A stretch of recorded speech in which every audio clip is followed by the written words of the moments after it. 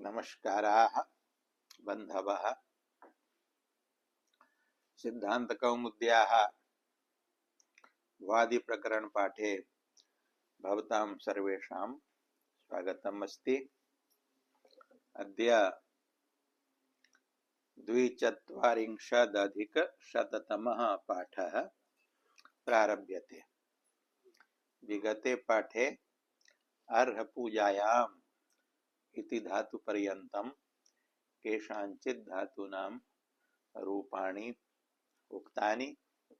ततः अग्रे अद्य द्युतदीप्तौ इति धातुमारभ्य केषाञ्चित् धातूनां रूपाणि निगद्यन्ते। तत्र अर्हपर्यन्तं ये धातवः ते परस्मैपदिनः आसन्। इदानीम् अग्रे ये धातवः उच्यन्ते ते आत्मनेपदिनः सन्ति। यतो हि उच्यते ग्रन्थे अथ कृपु पर्यन्ता अनुदात्तेतः। द्युतदीप्तौ इति धातुम् आरभ्य कृपु सामर्थ्ये इति पर्यन्तं ये धातवः उच्यन्ते ते अनुदात्तेतः सन्ति।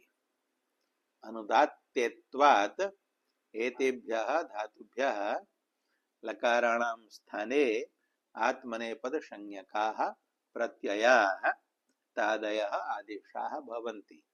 अतएव एते धातवः आत्मनेपदिनः संजाताः। कति धातवः सन्ति? 1,450 अयं धातुः वर्तते द्युतदीप्तौ। कृपु सामर्थ्य इति धातुः 62,700 वर्तते। अतः 22 धातवः सन्ति आत्मनेपदिनः। ते इदानीम् उच्यन्ते। तत्र प्रथमः अस्ति द्युतदीप्तौ। दीप्तौ अर्थे तकारान्तः द्युत धातुः अस्ति। लघुपदः अस्ति। अतः गुणविषये शबादिषु प्रत्ययेषु धातोः गुणो भवति पुगन्त लघुपदस्य च इत्यनेन। उपधा गुणे उकारस्य ओकारादेशो भवति। तर्हि रूपाणि कीदृशानि भवन्ति?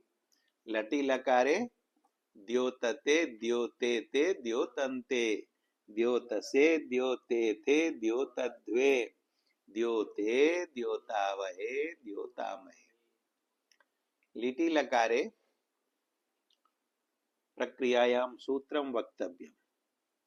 द्युत धातोर लिटि लिटः स्थाने आत्मनेपद संज्ञके प्रथम पुरुषैक वचने तादेशे तस्य स्थाने लिटस्तजयोरेष रेच इति एष आदेशे अनुबंध लोपे द्युत ए धातोर द्वित्वे लिटि धातोर अनभ्यासस्य द्युत द्युत ए पूर्वस्य अभ्यास संज्ञायाम् अभ्यासे हलादि शेषे प्राप्ते। हलादि शेषः यदि अस्याम् एव अवस्थायां स्यात् तर्हि यकार तकारयोः लोपः स्यात्। अभ्यासे दु इति शिष्येत। तर्हि किं रूपं स्यात्? दुद्युते। इष्टं रूपम् अस्ति दीद्युते। अतः प्रथमं हलादिशेषं बाधित्वा संप्रसारणार्थं सूत्रम् उपन्यस्यते। किं सूत्रमस्ति? द्युतिस्वाप्योः संप्रसारणम्। सूत्रस्य अर्थः कः? अर्थज्ञानार्थं सूत्रस्य व्याख्या विधेया। द्युतिस्वाप्योः इति षष्ठी द्विवचनान्तं पदम्। द्युतिश्च स्वापिश्च द्युतिस्वापी तयोः द्युतिस्वाप्योः। अर्थात द्युत धातोः स्वापि धातुश्च किं भवति अभ्यासस्य संप्रसारणं भवति। अभ्यासस्य इति पदम् अनुवृत्तम् अस्ति, अत्र लोपोऽभ्यासस्य इति सूत्रात्। यदि तु धातोः यः अभ्यासः स्वापि धातोश्च यः अभ्यासः तस्य संप्रसारणं भवति। संप्रसारण पदार्थं जानन्ति। यणः स्थाने यः इक् सः संप्रसारण संज्ञो भवति। तद्युत धातोः अभ्यासे यः यण् यकारः तस्य स्थाने सः आदेशो भविष्यति यस्य जातस्य आदेशस्य संप्रसारणम् इत्येषा संज्ञा भविष्यति। संप्रसारण संज्ञकः आदेशः भवति। तर्हि कः आदेशः भवति? यस्य आदेशस्य जातस्य संप्रसारणम् इति संज्ञा भविष्यति। संप्रसारण संज्ञा कस्य भवति? यणः संप्रसारणम् इति सूत्रेण यणः स्थाने जायमानस्य इकः भवति। तद्युत् इत्यत्र यः यण् यकारः तस्य यकारस्य स्थाने इकारः आदेशो भवति संप्रसारण शब्देन। यदा यकारस्य स्थाने इकारः भवति तदा सः इकारः संप्रसारण संज्ञको भवति। अतः संप्रसारण शब्देन द्युत् इत्यत्र यः यण् यकारः तस्य स्थाने संप्रसारण संज्ञकः इकारः आदेशो भवति। इकारादेशे कृते रूपं किं जातम् अभ्यासे? दि उत् संप्रसारणाच्च इति उकारस्य इकारेण सह पूर्वरूपे दित् इति रूपं जातम्। इदानीं हलादिः शेषः भवति। हलादिः शेषः इति सूत्रेण तकार लोपे आदेः हलः दकार दकारस्य अवशेषे किं रूपं जातम्? दि द्युत् द्युत् इति रूपं जातम्। तत्र त इत्यादीनां प्रत्ययानां योगे तकारस्य एषादेशः अस्ति। दि द्युत् ए सम्मेलने द्युद्युते इति रूपम्। एवमेव अन्येषु प्रत्ययेषु युक्तेषु रूपाणि भवन्ति। दिद्युते दिद्युताते दिद्युतिरे दिद्युतिषे दिद्युताते दिद्युतु दिद्युतिद्वे दिद्युते दिद्युतिवहे दिद्युतिमहे। वलादीनाम् इडागमो भवति। तासाः स्थाने यः से द्वे वहे महे एतेषाम् इडागमो भवति। लुटि द्योतिता लृटि द्योतिष्यते लोटि द्योततां लङि अद्योतत विधिलिङि द्योतेत आशीर्लिङि द्योतिशिष्ट लुङि अद्योतिष्ठ लिङि अद्योतिष्यत। अत्र लुङि अंगादेश विधानार्थं सूत्रम् उपन्यस्यते। सूत्रमस्ति द्युद्भ्यो लुङि। द्वे पदे वर्तेते। द्युद्भ्यः इति पंचमी बहुवचनान्तम् लुङि इति सप्तम्येक वचनान्तम्। परस्मैपदम् अनुवृत्तम् शेषात् कर्तरि परस्मैपदम्। किं भवति अनेन सूत्रेण? परस्मैपदादेशो भवति। आत्मने पदादेशः प्राप्तः अस्ति। द्युत धातुः अनुदात्तेत वर्तते। अनुदात्तेत्वात् अनुदात्तङ्गित आत्मने पदम् इति सूत्रेण आत्मने पदादेशः प्राप्तः। तं बाधित्वा लुङि लकारे केवलं लुङि लकारे अन्यत्र न। अनेन सूत्रेण लुङि लकारे किं भवति? परस्मैपदादेशो भवति। सूत्रे द्युद्भ्यः इति उक्तं बहुवचने। द्युत धातुस्तु एक एव वर्तते। अतः एक वचने प्रयोगो विधेयः। द्युतो लुङि इति वक्तव्यम्, किन्तु द्युतः इति एकवचनम् अनुक्त्वा किमुक्तं द्युद्भ्यः इति बहुवचनान्तं। तेन किं बोध्यते यत् न केवलं द्युत धातोः परस्य लुङः परस्मैपदादेशो भवति, अपितु द्युतादिभ्यः अन्ये ये धातवः सन्ति द्युतः अनन्तरं तेभ्यः अपि लुङि परस्मैपदं भवति विकल्पेन। अतएव वृत्तौ लिखितं किम द्युतादिभ्यो लुङः परस्मैपदं वा स्यात्।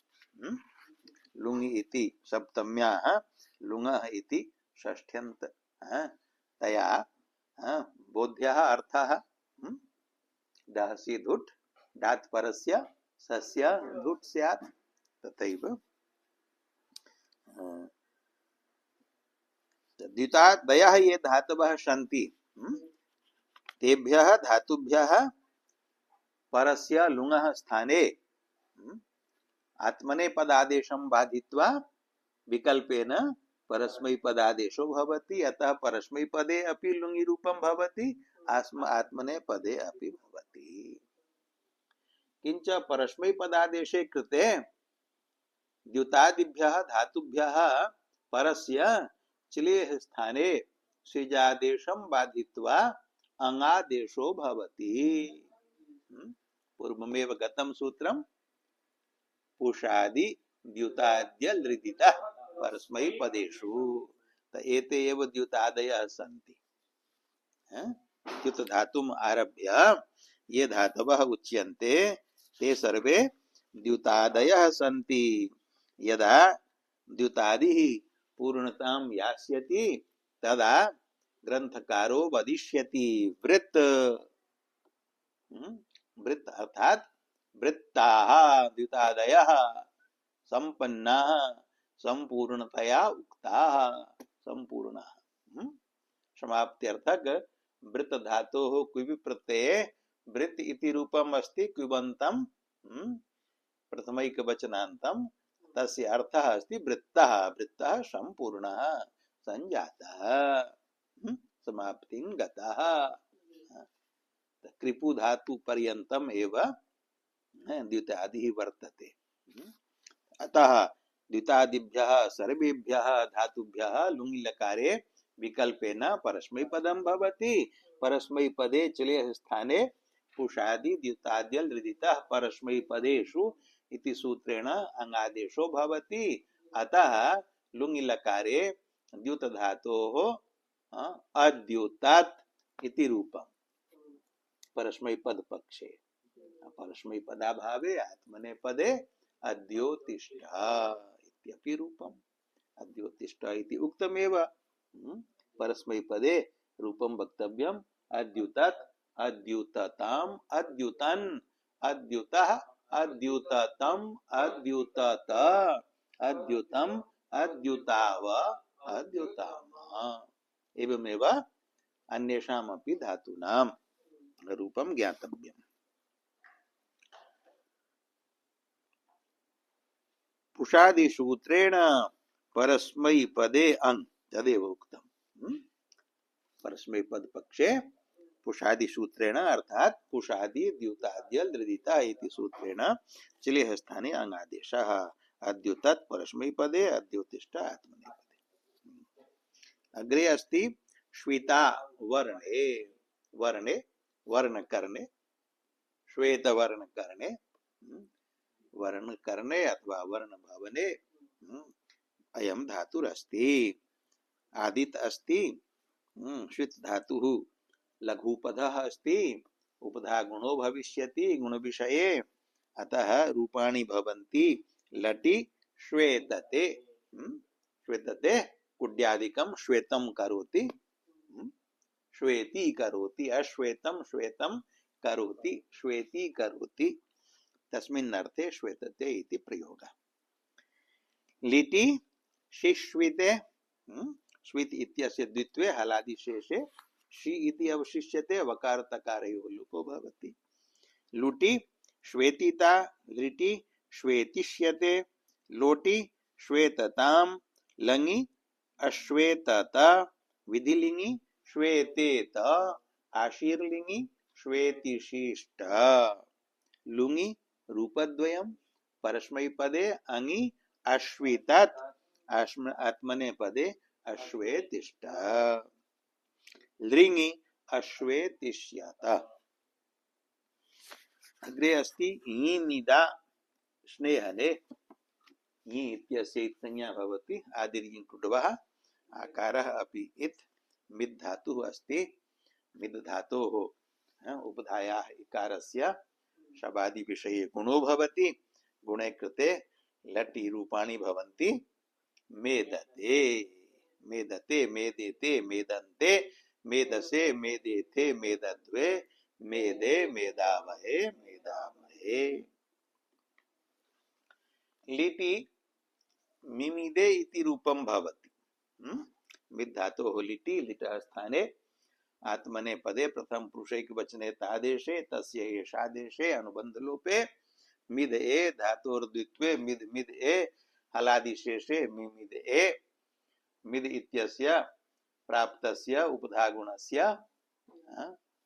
प्रत्ययस्य कित्वात् असंयोगात् लिट् कित् इति सूत्रेण लिडादेशस्य प्रत्ययस्य कित्वात् गुणनिषेधे किं रूपं भवति मिमिदे। तत्र प्रश्नः भवति यत् तस्य यः आदेशः एष सः वर्तते षित् अतः षित्वात् तस्मिन् प्रत्यये परे गुणेन भाव्यम्। केन सूत्रेण? सूत्रमस्ति मिदेर् गुणः। अतः गुणः कस्मान्न भवति मिमिदे इत्यत्र इति प्रश्नं समाधातुं ग्रन्थकारेण सः सूत्रः उपस्थाप्यते। प्रश्नश्च समाधीयते। मिदेर् गुणः अत्रापि सूत्रे पदद्वयं वर्तते। मिदेः इति षष्ठ्यन्तं षष्ठ्यैकवचनान्तं गुणः इति प्रथमैकवचनान्तं। अतः सूत्रस्य अर्थो भवति मिदेः इको गुणः स्यात्। इकः इति कुतः आगतः जानन्ति ये भवन्तः? इको गुणवृद्धि इति परिभाषया षष्ठ्यन्तं इकः इति स्थानिबोधकं पदम् उपतिष्ठते। स्थानी विशेषस्य अनिर्देशात् परिभाषा उपतिष्ठते।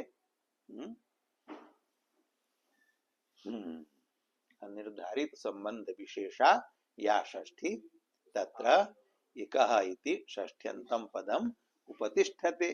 यत्र गुणशब्देन गुणो विधीयते यत्र वृद्धिशब्देन वृद्धिः विधीयते तत्र यदि स्थानी विशेषः निर्दिष्टो नास्ति तर्हि स्थानी बोधाय षष्ठ्यन्तं इकः इति पदम् उपस्थितं भवति। अत्र मिदेः इति षष्ठ्यन्तं पदम् अस्ति किन्तु मिद् तु समुदायः निर्दिष्टः। तस्य समुदायस्य तु गुणो न भविष्यति अपितु तदवयवस्य कस्यचित् एकस्य भवति। सः अवयवः कः? मकारो वा इकारो वा दकारो वा कस्य स्थाने गुणो भविष्यति इति प्रश्नः अस्ति, संशयः अस्ति। तस्य समाधानाय स्थानी विशेषस्य अनिर्दिष्टत्वात् इको गुणवृद्धि इति परिभाषा प्रवर्तते। तया परिभाषया इकः इति षष्ठ्यन्तं पदम् आगच्छति। अतः अर्थो जातः मिदेः इको गुणः स्यात्। कुत्र स्यात्? उच्यते इत संज्ञक षकारादौ प्रत्यये। कुतः अयम् अर्थः आगतः? ष्ठिबु क्लमु चमां शिति इति सूत्रात् शिति इति पदम् अनुवृत्तम्। तत्र शिति इत्यत्र श इत अनयोः वर्णयोः अत्र कर्मधारयः समासो मंतव्यः। श चासौ इच्छ इति षित् तस्मिन् शिति। तेन किं भवति अत्र इत संज्ञकः शकारः वर्णः बोध्यते षित् इति पदेन। इत संज्ञकः यः शकारः, तो शकार वर्ण बोधकः इदं पदं षित् इति। अत्र वर्णग्रहणम् अस्ति, सप्तम्यन्तम् इदं पदम् अस्ति, किंच विशेषणम् अस्ति कस्य अंगाक्षिप्तस्य प्रत्ययस्य। प्रत्ययः विशेष्यः तस्य विशेषणं वर्णवाचकम् इति संज्ञक शकार वर्णः। वर्णवाचकं पदम् इति संज्ञकः शकारः। अतः अत्र तदन्त विधिं बाधित्वा तदादि विधिर्भवति। तेन शिति प्रत्यये इत्यस्य अर्थो जातः इत संज्ञक शकारादौ प्रत्यये। तेन यत्र प्रत्यये इत संज्ञकः शकारः आदि भवति, यथा शन प्रत्यये इत संज्ञकः शकारः आदि अस्ति, तत्र इदं सूत्रं गुण विधायकं प्रवर्तते। अत्र तस्य यः आदेशः एष तत्र शकारः इत संज्ञकः अस्ति, किंतु सः आदिः नास्ति, अन्त्यः अस्ति। अतः अत्र गुणो न भवति। शनि प्रत्यये भवति, मेद्यते इति रूपं भवति।